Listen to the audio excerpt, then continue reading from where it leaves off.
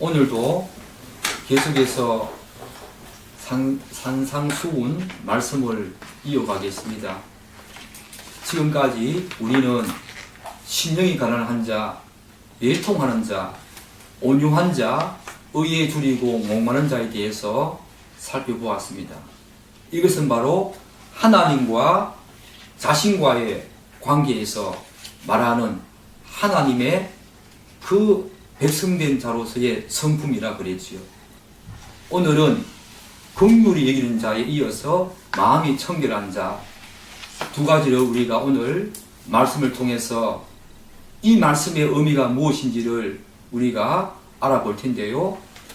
그 다음에 이어지는 화평하게 하는 자와 의에 의하여 핍박받는 자, 이 네 가지 복은 사랑과 사랑과의 관계에서 이루어지는, 그래서 이 산상수훈은 제가 서두에서 말씀드린 것처럼 십계명과 많이 맞닿아 있다, 그런 말씀을 제가 들었지요.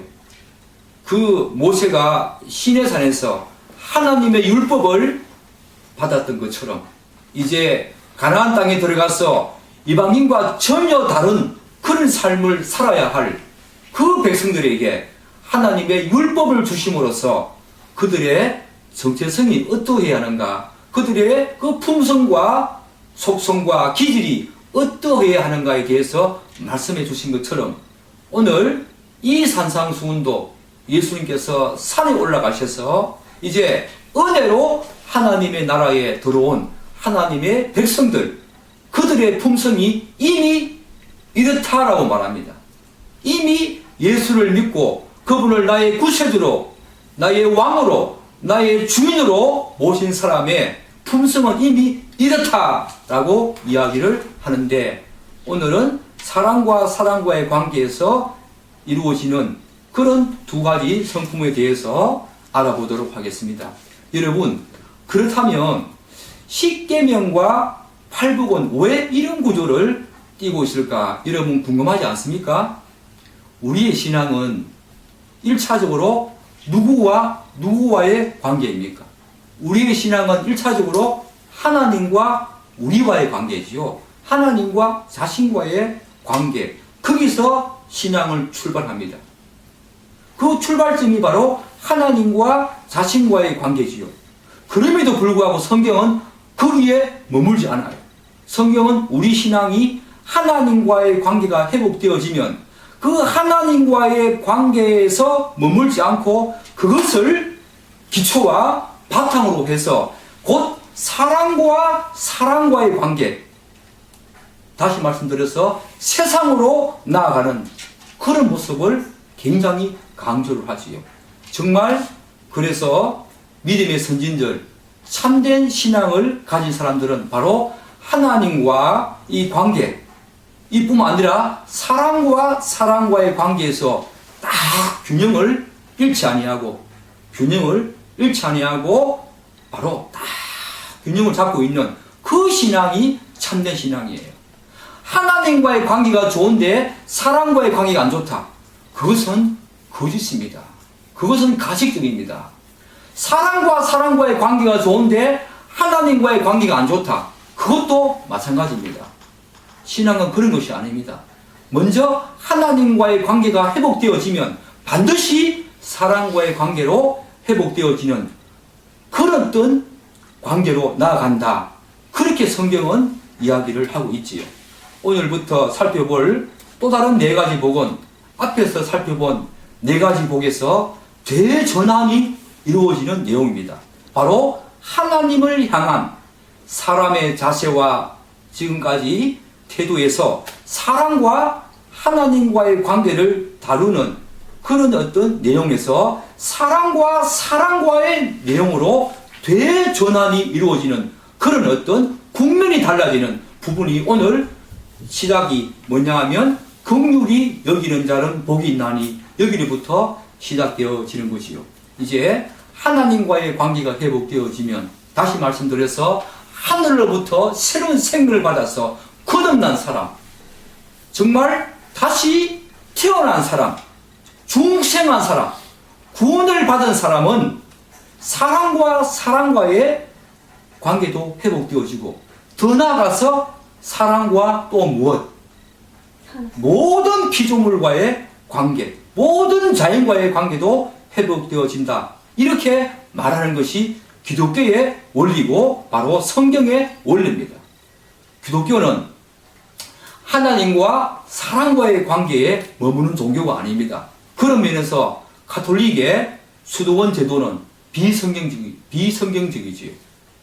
그들은 하나님과 자신과의 관계에 경건함을, 거룩함을 유지하기 위해서 아예 사람과의 관계를 아예 끊어버리고 금욕주의적인, 그래서 절에 산사처럼 높은 산이나 사람이 없는 곳에 수도원을 지어놓고 그렇게 생활을 했습니다. 그것은 비성경적이에요.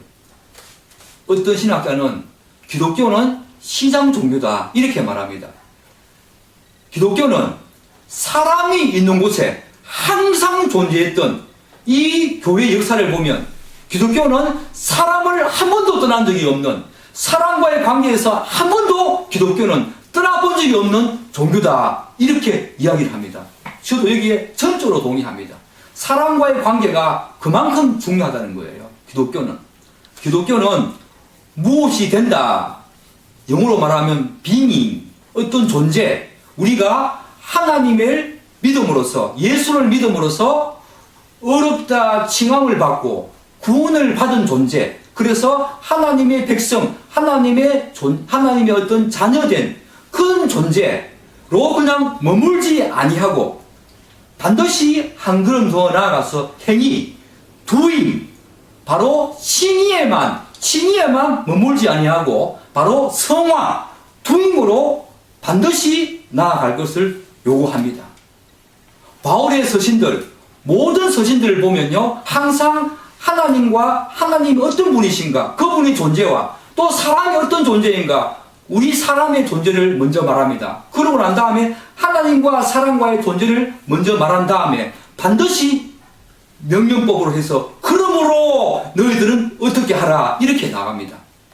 그래서 이것을 신학적으로 말하면 항상 직설법을 먼저 말한 다음에 그 다음에 그러므로 라고 말한 다음에 사람과 사람과의 관계를 반드시 말하는 명령법으로 나아가는 것이 바로 기독교입니다. 여러분은 지금까지 어디에만 머물러 있기를 바랬습니까?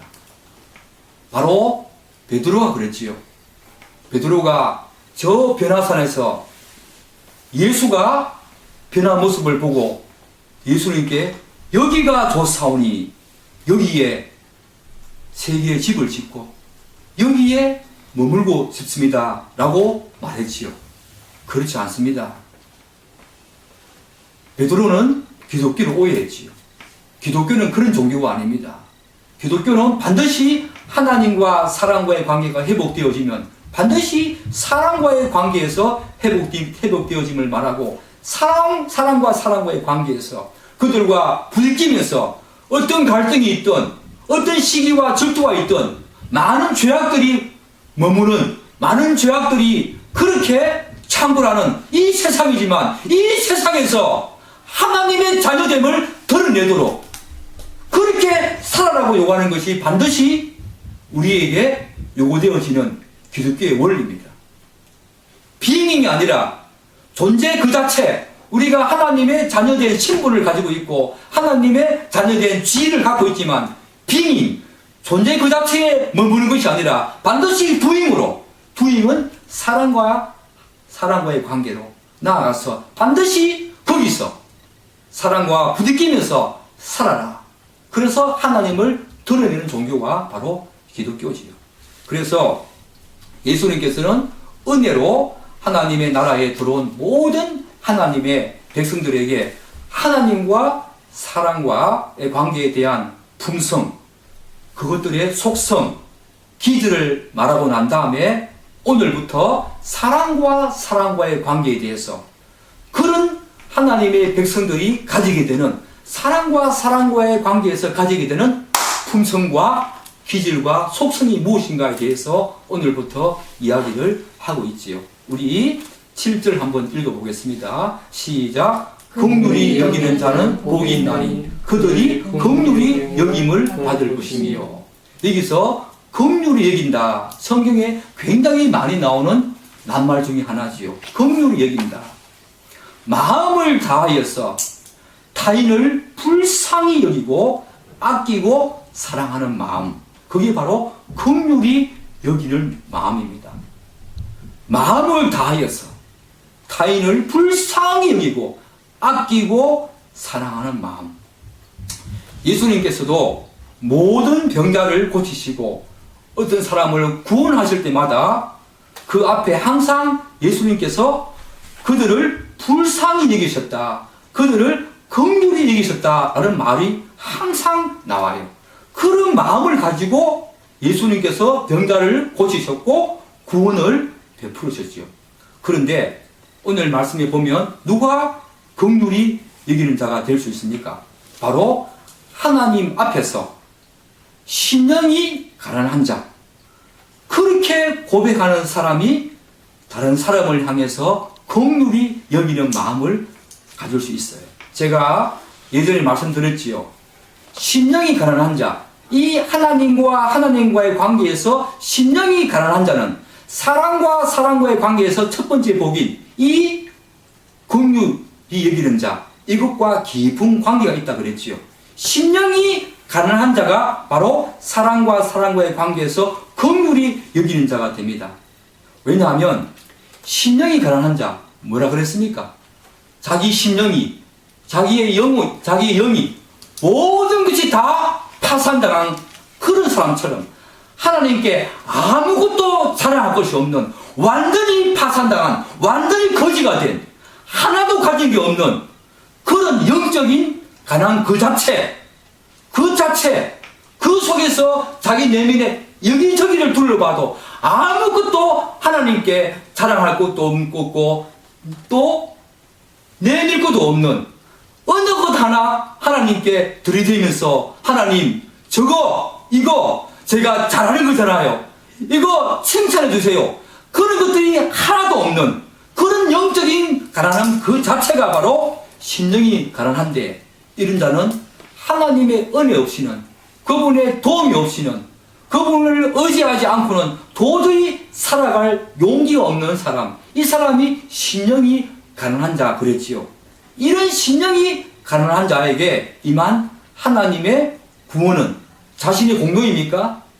자신의 자격입니까? 아니지요. 자신의 공로나 자신의 자격이나 자신의 어떤 행한 일이나 자신에게 뭔가 있다고 해서 그것으로 말미암아 구원을 받은 것이 아니라 전적인 하나님의 긍휼과 은혜로 구원을 받았다는 것을 알기에 이 사람이 타인을 긍휼히 여기고 사랑하고 아끼는 그런 마음을 가지게 되지요.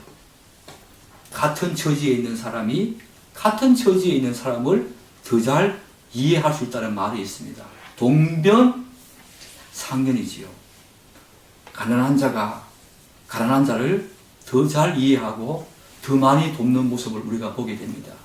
바로 이 심령이 가난한 자, 하나님의 은혜로 내 자격과 공로와 내 한 일 때문에 하나님께 구원을 받은 것이 아니라 하나님의 긍휼하심으로 말미암아, 하나님의 자비하심으로 말미암아, 하나님의 은혜로 말미암아 구원받았다는 것을 알기에 타인을 향해서도 긍휼히 여기는 마음을 가지게 되는 거지요. 그런데 이 긍휼히 여긴다는 말은 단지 그런 마음만을 가진다는 것이 아니라 행동까지 포함을 합니다. 타락한 인간을 향한 하나님의 최고의 긍휼하심, 최고의 사랑의 어떤 드러내심은 어디에서 나타났습니까, 여러분? 다시 말씀드릴게요. 타락한 인간을 향한 하나님의 인간을 향한 최고의 사랑은 어디에서 나타났습니까? 바로 예수 그리스도의 십자가와 부활이지요. 그분은 우리를 긍휼히 여기는 마음만을 가진 것이 아니라 아들 하나님을, 아니 하나님이 직접 이 땅에 오셔서 십자가에서 죽으시고 우리 죄를 위해서 모든 것을 다 갖고 가시고 우리 죄를 위해서 십자가에서 돌아가셨다는 그 긍휼하신 마음뿐만 아니라 그렇게 행하신 분이 바로 그분이세요. 긍휼하심과 은혜와 자비를 가지는 마음만 가지신 것이 아니라 자신이 직접 그 긍휼하심의 모습과 사랑의 모습을 십자가에서 우리에게 보여주셨습니다. 이게 중요한 거지요. 긍휼이 이긴다는 말은 단지 그런 마음을 가진다는 것이 아니라 한 걸음 더 나아가서 행동까지 포함하는 것이요. 예수님께서는 모든 병자를 고치시고 사람을 구원하실 때마다 긍휼히 여기는 마음을 가졌다라고 아까 말씀드렸지요. 그런데 긍휼히 여기는 마음을 가진 다음에 어떻게 했어요? 다가가서 직접 병자를 고치시고 구원을 해 주셨습니다. 마음을 가지신 그분은 직접 행동으로 병자를 고치시고 그리고 구원을 하신 거지요. 긍휼히 여기는 마음은 반드시 행동으로 나아갑니다. 우리 누가복음 10장에 보면 선한 사마리아인의 비유가 있지요. 예루살렘에서 여리고로 내려오는 길에 어떤 사람이 강도를 만나가지고 옷도 다 빼앗기고 그리고 거의 얼마나 두들겨 맞았는지 거의 초조금이 되었어요. 이때 먼저 제사장이 지나갑니다. 어떻게 합니까? 그 사람을 피해서 가지요. 그 다음 레위인이 또 지나갑니다. 그 사람도 여전히 아까 제사장처럼 그 사람을 피해서 갑니다. 세 번째 사람, 누가 이 사람을 돕지요? 사마리아인. 그런데 중요한 것은요, 그 사마리아인이 이에게 그 강도 만난 사람에게 긍휼히 여기는 마음을 가졌다, 그렇게 말해요. 그런데 긍휼히 여기는 마음만을 가진 것이 아니라 이 사람도 여행 중이었어요. 그 사람의 여정이, 그 사람의 목적지가 어디인지는 모르겠지만 여하튼 이 사람도 여행 중이었다라고 성경은 말합니다. 그런데 이 사람에게 불쌍히 여기는 마음이 있었고 그 다음에 자기가 갖고 있었던 기름과 포도주를 그 사람 상처에 다 발라줍니다. 그러고 난 다음에 그냥 떠났습니까? 그렇지 않습니다. 자기가 타고 온 그 망아지, 그 말에다가 그 병자를 싣고 어디로 갑니까? 숙소로 갑니다. 여관으로 가서 여관 주인에게 부탁하지요.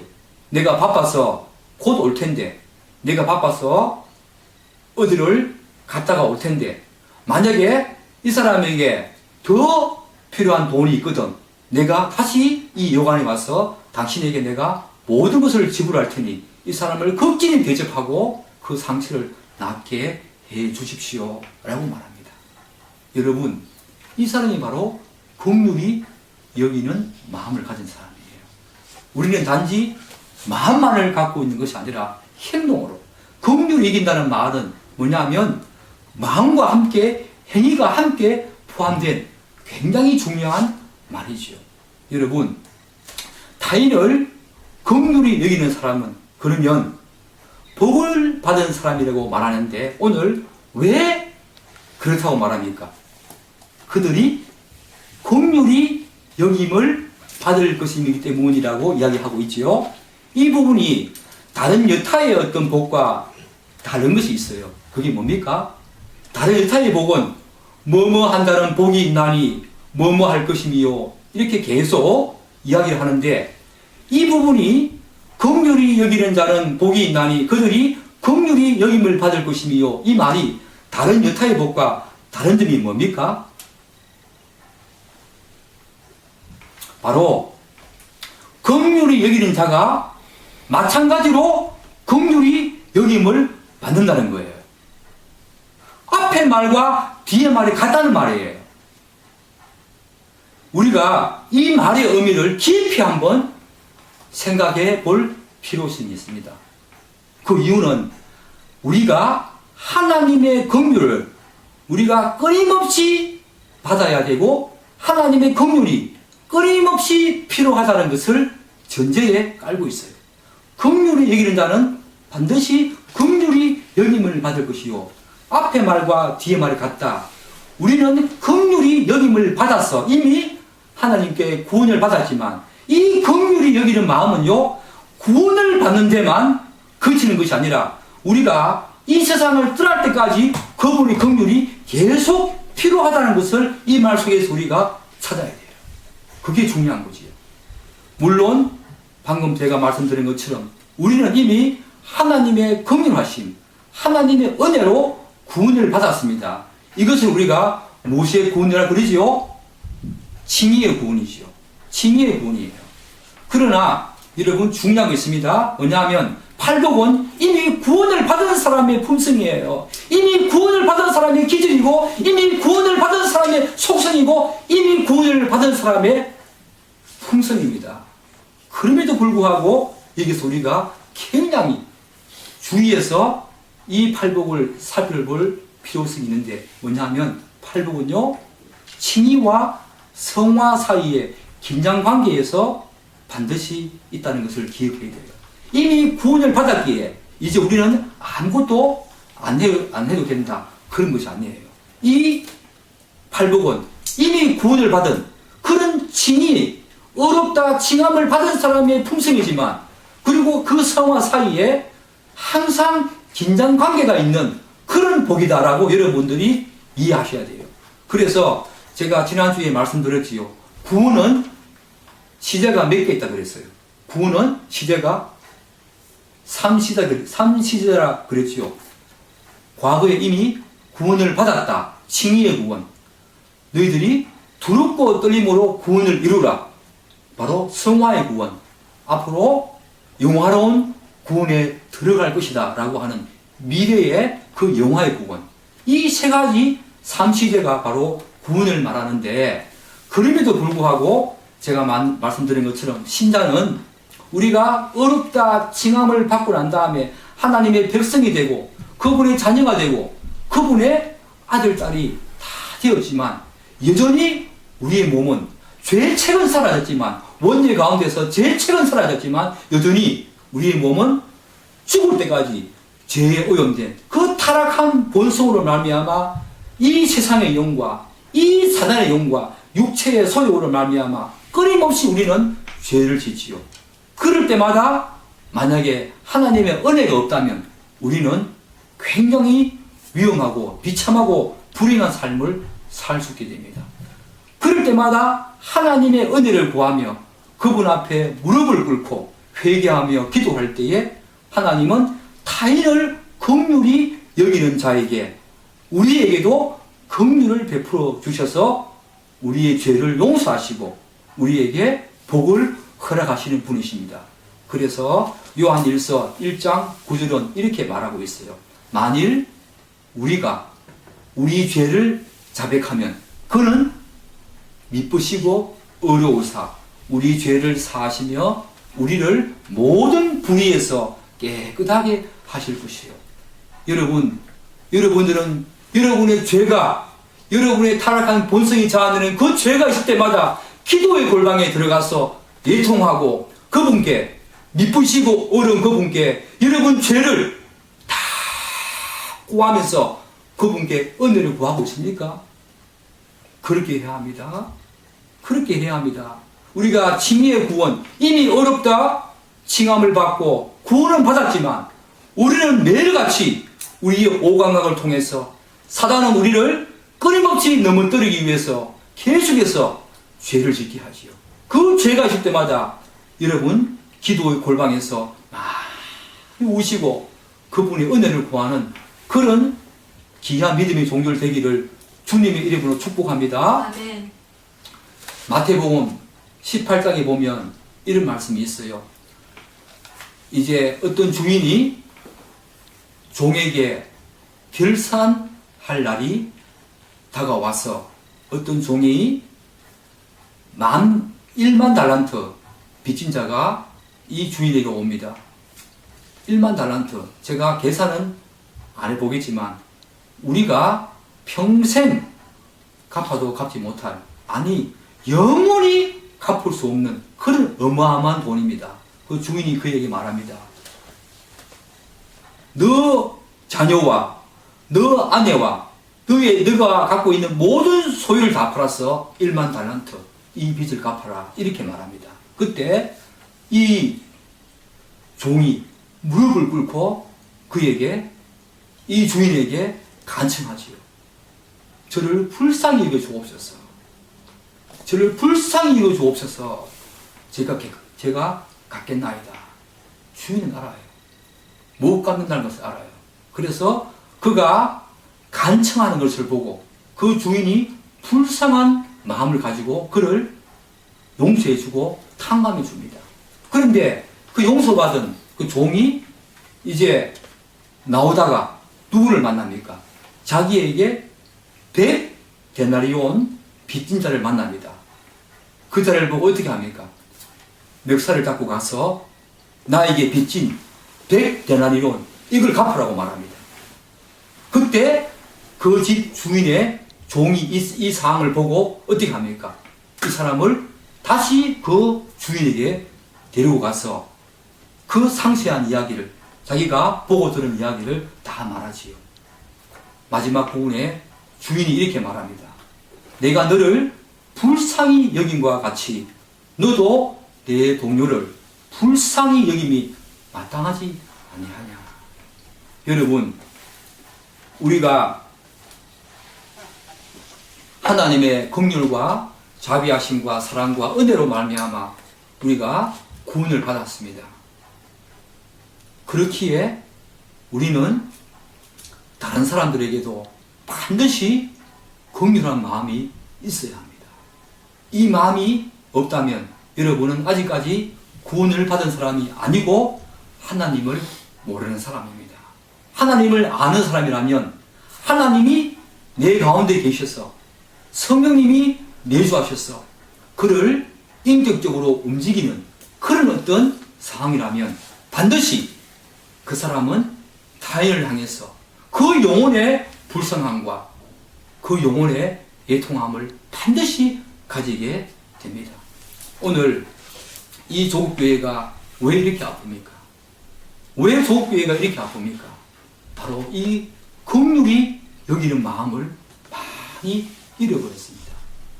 하나님과의 관계는 아는데 하나님이 나에게 은혜를 주셔서 나에게 긍휼과 자비를 베푸셔서 나를 구원하신 것은 내가 알겠는데 뭘 모릅니까? 그 큰 은혜가, 그 큰 자비와 그 큰 사랑이 얼마나 값비싼 그런 은혜인지를 모르고 있지요. 그 은혜의 값짐을 모르기 때문에 다른 사람들에게 긍휼히 여기는 마음을 가지지 못함이 오늘 조국교회의 아픔입니다. 그래서 조국교회가 이렇게 아프고 이렇게 많은 상처를 이 사회에 주고 있는 거지요. 여러분들은 하나님을 만난 사람 맞습니까? 만약에 그렇다면 여러분이 살아가는 삶의 영역에서 그 영혼을 통해하고 그 영혼을 향해서 불쌍히 여기는 마음, 그것이 바로 구원받은 사람의 마음이고 구원받은 사람의 품성이고 구원받을 사람이 나아가야 될 굉장히 중요한 기름을 알고 그렇게 살아가시기를 간절히 축복합니다. 자, 그렇다면 오늘 사랑과의 관계에서 두 번째로 말하는 복을 살펴보겠습니다. 우리 8절 다 같이 읽어보겠습니다. 시작. 마음이 청결한 자는 복이 있나니 그들이 하나님을 볼 것이며. 마음이 청결한 자지요. 여기서 청결한 자, 청결하다 이 말은 무엇인가 불순물이 전혀 없고 정화되어서 깨끗한 상태를 말합니다. 다시 말씀드릴게요. 이 청결한 자는 어떤 자인가 하면 무엇인가 불순물이 전혀 없고 정화되어서 깨끗한 상태를 지닌 사람. 이것은 외적으로 드러나는 어떤 그런 행위뿐만 아니라 내적으로 거룩한 구별된 어떤 것이 있는 것이요. 그런데 오늘 청결한 자라고 말하지 않고 마음이 청결한 자라고 말하지요. 그러면 마음이 그렇다는 것인데 마음은 여러분 마음이 뭡니까? 마음. 많은 철학가들이 마음이 어디 있냐? 어떤 철학가들은 마음이 우리 뇌에 있다. 어떤 철학가들은 마음이 우리의 심장에 있다. 우리 마음이 우리 신체의 어느 부분에 있는 것은 틀림없는데 어디 있는가? 많은 심리학자들과 철학자들이 고민을 합니다. 저도 모르겠어요. 마음이 어디에 있는지.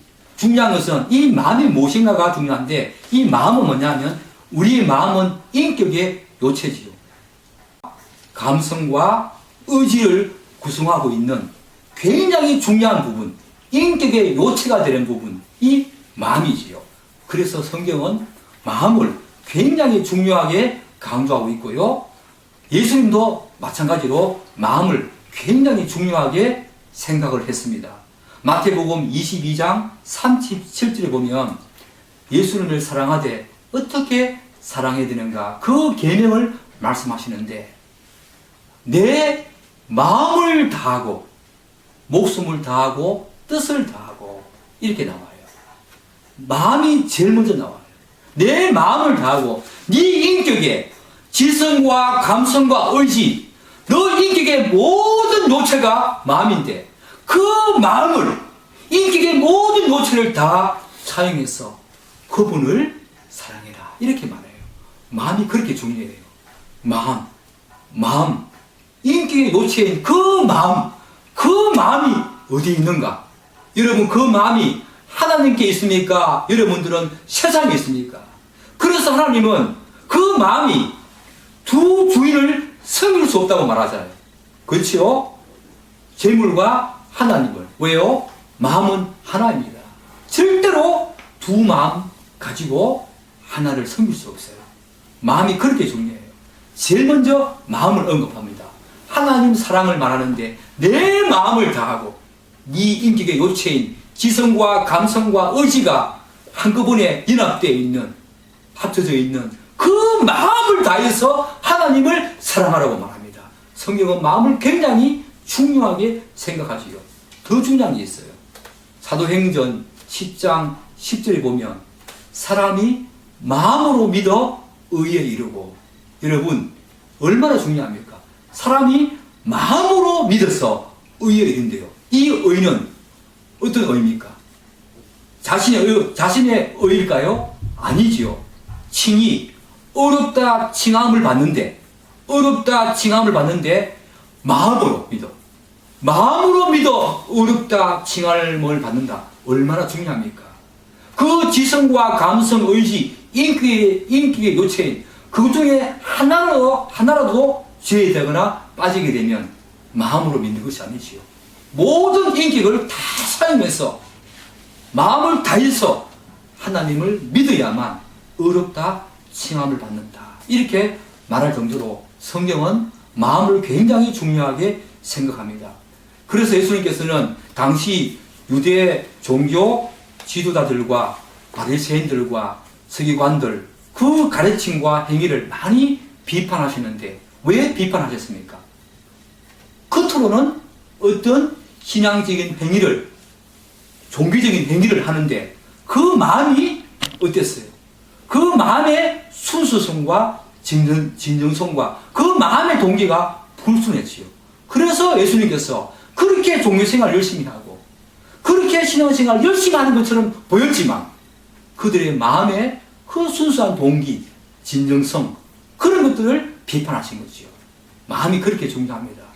여러분 마음은 지금 어디에 있습니까? 지금 예배를 드리고 있는 여러분 마음은 지금 어디에 있습니까? 여기에 있습니까? 아니면 다른 곳에 있습니까? 우리의 신앙생활에서 마음이 이렇게 중요한 거예요. 우리가 어디서 뭘 하든 간에 우리의 마음은 하나님을 향해서 있어야 될 줄 믿습니다. 아멘.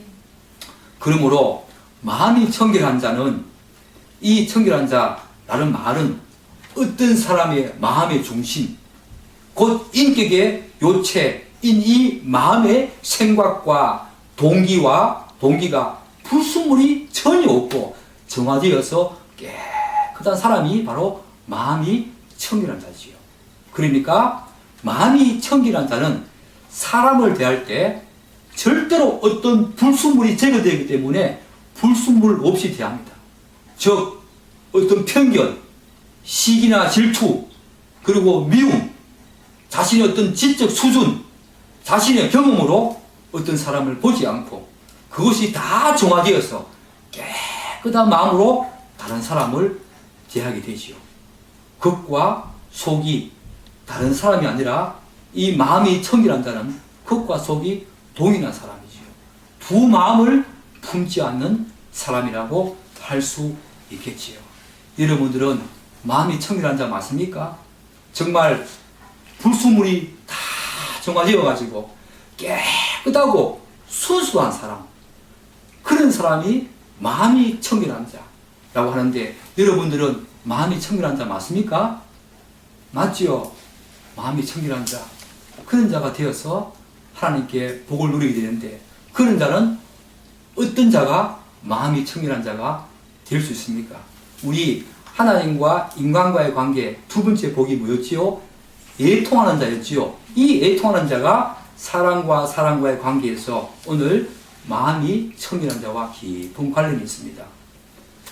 하나님의 구원은 은혜가 너무 크기에 하나님 앞에서, 그래서 거룩한 삶을 살기 위해서 성화의 그 과정을 거치는 과정에서 매일같이 몸부림치지만 끊임없이 계속되는 이 사단의 유혹에 넘어지고 쓰러지고 또 넘어지고 쓰러지고 하는 자신의 그 연약함을, 또 타락한 본성이 자아내는 그 더러운 죄성을 발견하고 난 다음에 하나님 앞에서 정말 처절하게 통곡하고 마음을 찢으면서 통곡하고 처절하게 애통해하고 울고 부르짖는 그 사람이 바로 애통하는 자인데, 이 사람은 바로 마음이 청결한 자로 되어져 갑니다. 죄로 말미암은 자기의 내면을 이 하나님 앞에서 애통해하면서 그 불순물을 하나하나 제거해 나가면서 마음이 순수해지고 마음의 동기가 깨끗해지고 정화가 되어지는 것이요. 이것은 성령의 도우심 없이는, 하나님을 만난 사람이 아니면, 내 안에 성령님이 내주하시는 사람이 아니면 도저히 불가능합니다. 아무리 성인 군자라 하더라도 이것은 불가능해요. 도저히 불가능합니다. 자, 그러면 마음이 청결한 사람은 복을 받은 사람이라고 하는데, 마지막으로 왜 그렇다고 말합니까? 우리 한 번 더 8절 한 번 더 읽어보겠습니다. 시작. 마음이 청결한 자는 복이 있나니 그들이 하나님을 볼 것이며. 하나님을 보기 때문이지요. 성경은 아무나 하나님을 볼 수 있다고 말하지 않습니다. 또한 하나님은 영이시기 때문에 볼 수가 없어요. 우리가 볼 수도 없고 또 하나님을 본 사람도 아무도 없습니다. 그렇다면 여기서 하나님을 본다, 이 말은 무슨 말일까요? 하나님은 영이시기 때문에 우리가 볼 수도 없고 본 자도 성경은 아무도 없다고 말하는데, 그렇다면 여기서 하나님을 본다, 이 말은 무슨 말일까요? 요한복음 14장 8절로 9절에 보면 이런 말씀이 있어요. 빌립이 예수님의 제자 빌립이 예수님께 이렇게 말합니다. 주여 아버지를 우리에게 보여주옵소서. 그리하면 족하겠나이다. 예수께서 이르시되 빌립아, 내가 이렇게 오래 너희와 함께 있으되 내가 나를 알지 못하느냐? 나를 본 자는 아버지를 보았거늘 어찌하여 아버지를 보이려 하느냐? 예수님께서는요, 자신을 본 자는 누구를 보았다? 자신을 본 자는 아버지를 보았다, 이렇게 말해요. 삼위일체. 왜요? 아버지가 아들이시고 아버지가 아들 안에 계시고 그 아버지 안에 또 아들이 계시고 삼위일체 하나님을 강조하고 있어요. 예수님과 하나님은 하나라는 것이요.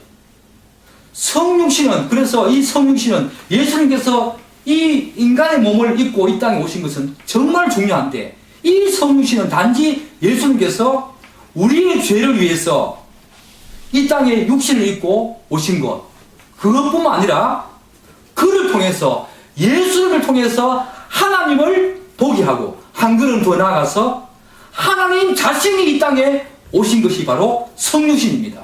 그래서 성육신이 그렇게 중요한 거예요. 인카네이션, 그렇게 중요한 겁니다. 그분이 우리 죄를 위해서 십자가에 못 박혀 죽으시기 위해서 인간의 몸으로 오신 것은 틀림없지만, 우리가 한 가지 더 유념해서 살펴보아야 할 것은 뭐냐면, 그것은 성육신은 바로 하나님이 직접 이 땅에 오셔서 하나님 자신이 우리에게 나타나셔서 현현하셔서 우리에게 하나님이 누구신지 보여주신 겁니다. 그게 바로 성육신입니다. 그렇기 때문에 이 성육신은요 굉장히 중요해요. 예수를 본 사람은 하나님을 본 사람이다. 그렇다면 여러분, 예수님을 본 사람은 하나님을 보았다고 예수님께서 말씀하시는데 누가 예수님을 볼 수 있어요? 아무나 예수님을 볼 수 있습니까? 또 성경으로 한번 들어가 볼까요? 요한복음 3장 3절에 니고데모 이야기에서 예수님께서 이렇게 말합니다. 예수께서 대답하여 이르시되 진실로 진실로 내게 이르노니 사람이 거듭나지 아니하면 하나님의 나라를 볼 수 없느니라. 거듭난다. 바로 중생이죠. 중생. 그렇죠. born again. 중생. 하늘로부터, 다시 말씀드려서 하나님으로부터 새로운 생명을 받아서 눈이 열리지 않으면 하나님을 볼 수도 없고 하나님 나라에 들어갈 수도 없어요. 이 중생이 그렇게 중요한 거예요. 중생이 반드시 거듭난 사람, 반드시 다시 태어난 사람, 새로운 피조물, 새로운 창조물이 된 사람만 하나님을 볼 수 있고 하나님 나라에 들어갈 수 있다. 그렇게 말해요. 여러분, 도덕과 윤리적으로 성인군자들이라고 해서 하나님을 볼 수 있고 하나님 나라에 들어가는 것이 아닙니다. 반드시 중생에서 거듭난 자만이 하나님을 볼 수 있고 하나님의 새로운 피조물이 되어야 됩니다. 새로운 피조물, 새로운 창조물이에요. 중생은 새롭게 태어나는 것입니다. 그런 사람만이 눈이 열렸어, 마음이 열렸어 하나님을 볼 수 있다는 거예요. 중생한 자는 마음이 청결하여서 마음에 어떤 불순물이나 장애물이 없기에, 즉 의심이나 불신, 자신의 지적 수준, 경험, 신앙의 결론 이런 것들을 따지지 않고 하나님을 볼 수 있는 것이요. 그래서 여기서 하나님을 본다 이 말은 현재적으로 예수를 본 자는 하나님을 보았다라고 말하기 때문에 현재적으로 하나님께서 예수의 이름으로 보내신 성령님을 통해서 그분과 영적인 교제와 사귐, 교통 그런 것들을 하고 그분의 통치와 현재적으로 다스림을 받는 사람이 바로 하나님을 보고 하나님을 아는 사람입니다. 이미 예수님을 통해서 하나님 나라가 이 땅에 도래했지요. 그 예수님께서 하나님께서 예수님의 이름으로 보내신 그 성령님이 내 안에 계셔서 그 성령님을 통해서 하나님과 교통하고 교제하고 사귀는 사람, 이 사람은 이미 하나님을 본 사람이고 하나님을 아는 사람입니다. 이걸 우리는 실현된 종말론, 현재로적인 종말론이라고 합니다. 이미 종말은 왔어요. 예수가 도래함으로써. 그렇지만 그러다가 우리가 예수님의 재림을 통해서 최종적인 종말이 오면 어려운 사람들은 하나님의 얼굴을 뵙고 그분에게 넘치는 지복을 누리게 되죠. 여러분, 하나님을 보고 싶지 않습니까? 저는 정말 하나님을 보고 싶어요. 정말 나를 보내주신 그분이 누구신가? 그래서 요한계시록 22장 3절로 4절 여기 보면 새 하늘과 새 땅 가운데 새 예루살렘이 내려오는 장면을 묘사하고 있는데 거기 보면 다시 저주가 없으며 하나님과 그 어린 양의 보좌 예수 그리스도가 그 가운데 있으리니 그의 종들이 그를 섬기며 그의 얼굴을 볼 터이요 그의 이름도 그들의 이마에 있으리라. 여러분, 우리는 예수님을 보기를 간절히 사모해야 합니다.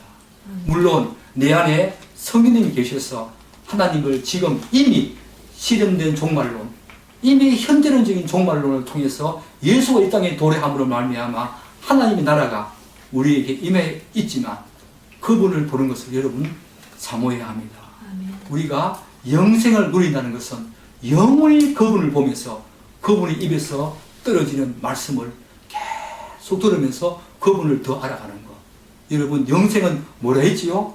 영생은 유일하신 참 하나님과 그 아들 예수 그리스도를 아는 것이라. 오늘 이 조국교회가 과연 이 복이 있는지, 이 땅에서 그냥 잘 살고 잘 누리고 이 땅에서 복을 받고 그런 것들은 정말 너무너무 많은 기도를 하면서 너무너무 많은 그런 것들을 바라고 염원하고 기도하고 하지만 과연 예수를 본다는 그 재림의 소망과 파루시아 그분의 다시 오심에 대한 사모함은 과연 있는지 이 조국의 아픔을 다시 한 번 더 우리가 새겨봐야 됩니다. 간절히 사모되어진다면 여러분들은 정말로 복받은 사람들입니다.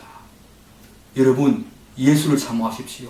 그분을 보기를 사모하십시오. 날마다 그분과 교통하십시오. 그렇지만 그분을 직접 볼 그날을 사모하면서 우리의 삶이 그분께 조금씩 앞으로 나아가는 귀한 삶이 되기를 주님의 이름으로 축복합니다. 기도하겠습니다.